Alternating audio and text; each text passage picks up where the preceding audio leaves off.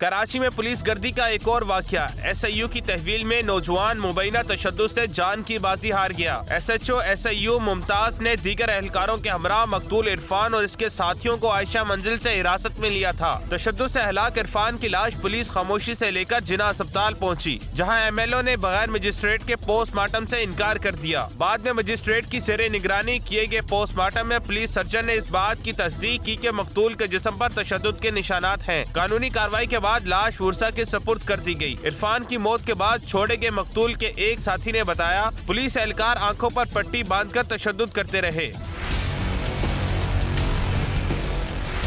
لواحقین کے مطابق عرفان 5 بھائیوں میں سب سے بڑا تھا۔ کچھ روز قبل کراچی آیا تھا۔ کل رات کو کوئی 8 بجے انہوں نے SIU والوں نے بتایا، بچوں کو سم دی، رابطہ کریں کہ جی اپنے گھر والوں کو بتائیں کہ جی آپ کا بچہ جو ہے اس کی ڈیتھ ہو گئی ہے اور اس کو ہارٹ اٹیک ہوا ہے اور وہ جناح میں پڑا ہوا ہے، آپ آ کے اس کی ڈیتھ باڈی لے جائیں۔ اور جب ہم وہاں پر گئے تھانے میں تو پتہ چلا کہ انہوں نے ان 3 بچوں کے اوپر جو ظلم کیا، بے گناہ بچے جن کا کوئی کرمنل ریکارڈ ہی نہیں ہے، معصوم بچے، اور یہ بچہ تو زندگی میں پہلی دفعہ کراچی آیا تھا اور 14 سال کا بچہ ہے، ابھی تو بیچارہ سکول جاتا تھا۔ کراچی پولیس چیف نے 3 ASIs سرفراز، عابد شاہ، عبد الواحد سمیت 3 اہلکاروں ہمایوں، وقار اور آصف کو معطل کر کے تحقیقات کا حکم دے دیا۔ SHO ممتاز سونا چوری کی واردات میں SIU میں گرفتار بھی ہو چکا ہے۔